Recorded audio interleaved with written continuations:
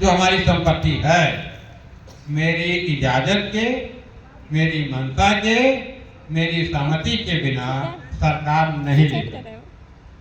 ये भारत के संविधान में दर्ज है, अनुच्छेद 31 में दर्ज है।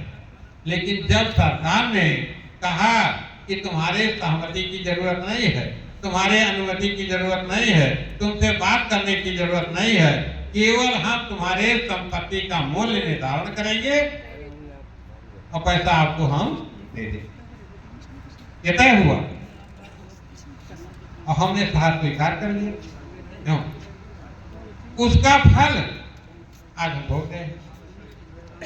फिर इसके बाद 1991 में 78 में तो संपत्ति गई है आपकी, और 1991 में जब इस सरकार ने कहा कि हम एलपीजी लाएंगे, लिबरलाइजेशन, प्राइवेटाइजेशन, ग्लोबलाइजेशन की पॉलिसी लाएंगे, उदारीकरण, निजीकरण, भूमंडलीकरण की नीति लाएंगे 1991 में। दर्ज है ना 1991। हम नहीं बोले, हम इस पर कोई चिंतन नहीं किया क्योंकि हमको पता नहीं था। इस पर हम कोई बातें नहीं किए। आज उसका परिणाम है 35 साल के बाद, यानी 1991 में उदारीकरण। उदारीकरण का मतलब क्या है? हम इतने उदार हो गए हैं, दुनिया भर के लोग आओ, हम अपने विभागों का निजीकरण करके तुम्हारे हवाले कर देंगे। हम अपने विभागों का निजीकरण करके, प्राइवेट हाथों में दे करके तुम्हारे हवाले कर देंगे, जैसा चाहो करो। अगर उस समय हम चैतन्य हो गए होते तब तो बात शुरुआत में शुरू हुई थी, लेकिन हमने उसको स्वीकार कर लिया। उस स्वीकार का दुष्परिणाम क्या हुआ? जैसे जब विज्ञान का छात्र पढ़ता है और उसको विज्ञान का अध्यापक पढ़ाता है, क्या पढ़ाता है? एक मेढक लेता है, उस मेढक को पहले वो गर्म पानी में डालता, तो मेढक छलांग मार करके निकल जाता है। लेकिन तब वो देखता आप क्या करें, जब आप कढ़ाई में किसी बर्तन में डाल रहे हैं गर्म पानी में, तो निकल भाग रहा है, तो उपाय सोचता है। वो कहता है इसको ठंडे पानी में डाल, और ठंडे पानी में डाल करके नीचे से गर्म करता है। धीरे धीरे गर्म होता होता होता एक समय आता है वो खत्म हो जाता है। तो 33 साल हो गया, आज आप खत्म होने के स्थान पर पहुंच रहे हैं। लेकिन खत्म होने से पहले ये मौलिक अधिकार संघर्ष समिति, ये महासंगठन एक बार नहीं कई बार उदारीकरण, निजीकरण, भूमंडलीकरण पर आपको क्यों तैयार कर रहा ना? तो हम क्यों तैयार कर रहे हैं? बार बार इस बात को क्यों करते हैं? इसलिए बार बार करते हैं कि जिसे याद आपकी बने रहे और इस दिशा में आप काम करते रहे। जैसे 2 मजदूर थे पेड़ काटने वाले। एक मजदूर ऐसा था जो दिन भर काटता था, एक बार अपने हथियार पर धार लगा लेता था, कुल्हाड़ी पर, आरे पर, और दिन भर काटता था। तो 2-4 पेड़ काटता था। दूसरा क्या करता था? धार लगाने के बाद 2-3 पेड़ काटने के बाद फिर धार लगाता था, तो वो कई पेड़ काट लेता था। उसने पूछा कि दिन भर हम मेहनत करते हैं तो हम 2-4 पेड़ काटते हैं, और तुम दिन भर तुम भी मेहनत करते हो, 4 पेड़ कैसे काट लेते हो?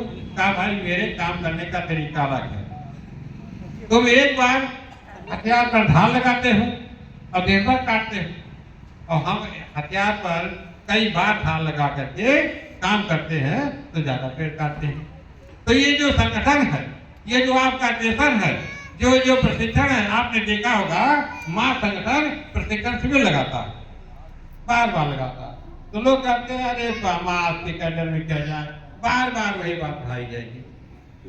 लोग ऐसा कहना शुरू कर दिए हैं कि बार बार वही काम होती है, आप नेशन में क्यों जाए? अरे वही होगा, वही बार बार पढ़ाएंगे, बार बार उसी को बताएंगे। साथियों, बार बार बताने का मतलब है आपके दिमाग को तेज करना, आपके दिमाग में नई नई बात को डालना। क्यों? तो इस तरीके से ये उदारीकरण निजीकरण की बात है। तो अब दो एक उदाहरण देंगे, क्योंकि ज्यादा समय हम कम हो गया है, उधर क्या कहते हैं, तो ज्यादा नहीं करेंगे।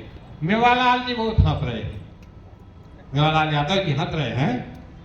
इनकी एक बात मुझे याद आ गई। एक दिन कहने लगे हमसे कि भाई हमने एक गुरु जी से संदेश सुना था, उपदेश सुना था। क्या सुना था? खड़े होकर बताओ भाई। एक खड़े हो जाओ जरा था। ये हमसे कहने लगे, तब कहा भाई क्या आपके गुरु जी से क्या आपने सुना था? बैठ जाओ। इन्होंने कहा कि एक पनवाड़ी था, पान लगाने वाला, उसके यहाँ एक कोई उपदेश सुनने जाता। क्या तोता, वहाँ तोता पाल रखा था पनवाड़ी ने, और वहीं एक सुनने जाता था, तो मतलब कोई उपदेश सुनने जाता। तो जाता था पनवाड़ी के यहाँ पान खाता था और कहता था कि मेरे गुरु बंदी छोड़ है। तो ये बात पनवाड़ी भी सुनता था और तोता भी सुनता था। कई बार बंदी छोड़ कहकर चले जाते थे। एक दिन पनवाड़ी नहीं था, तोता था।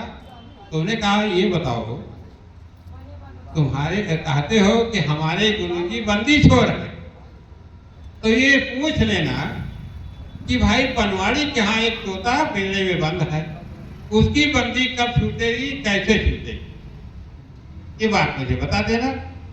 अब वो गया, जो मतलब केला था, मतलब जो यानी सत्संग सुनने जाता था, उसको बड़ी चिंता थी। जब सत्संग खत्म हो गया तो अकेला वो बैठा था। तो गुरु जी ने पूछा कि सब लोग चले गए, तुम बैठे क्यों? तो कहा देखिए गुरु जी, एक सवाल आया। मैं एक पनवाड़ी की दुकान पर पान खाता हूँ, वहाँ तोता पिंजरे में बंद। उसने पूछा कि इस गुरु के पास आप सत्संग सुनने जाते हैं, तो गुरु जी क्या बताते हैं सत्संग में? तो उसे पूछ लेना कि हमारी बंदी कब, अगर बंदी छोड़ है तो हमारी बंदी कब छूटेगी? तो गुरु जी बड़े संकट में पड़ गए।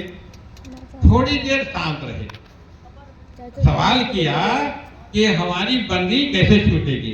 तो थोड़ी देर शांत हो गए, सोचने लगे क्या उत्तर दें। इसके बाद वही थे जमीन पर लुढ़क गए। अब जब लुढ़क गए, सांस बंद कर लिया। अब वो बेचारा उनका जो सत्संग सुनने वाला था घबराया, ये तो इतना गलत सवाल पूछ लिया कि गुरु जी खत्म हो गए। अभी लोग सोचेंगे कि सब जो सुन करके चले गए थे ये बदनीयत था, ये जो सुनने आया था ये गुरु जी के पास कुछ धन दौलत या कुछ रहा होगा, उसको लूटने के चक्कर में इसने मार दिया। अब बेचारा भाग जाता तो भी दिक्कत थी। तो बड़ा सोचा कि हो सकता हो ताजा। जब उठ करके बैठे गुरु जी, जैसे बैठे तैसे पूछा नहीं कि क्या हो गया, वो भागा। जब भाग करके गया, दूसरे दिन फिर आने लगा। तोता फिर पूछा कि भाई सवाल पूछा?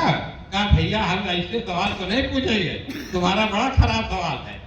हमने गुरु जी से पूछा हमारी बंदी कैसे छूटेगी। अरे इतना पूछते तुम्हारे गुरु जी बेहोश हो गए और पड़े थे, मैं भैया किसी तरीके से जान बचा करके भागा। तो कहा क्या हुआ था बेहोश हो गए? तो कहा वो एकदम शांत तरीके से लेट गए और बहुत देर बाद उठे। तो कहा अच्छा जाओ, मतलब तोते का अच्छा जाइए। अब तोता ये देखने लगा कि पनवाड़ी कब आए, क्योंकि अंदर गए थे, जैसे आए तैसे तोता ऐसे थे। अब वो पनवाड़ी आए, बहुत हाथ वाथ ऐसे पान बेचने वाला।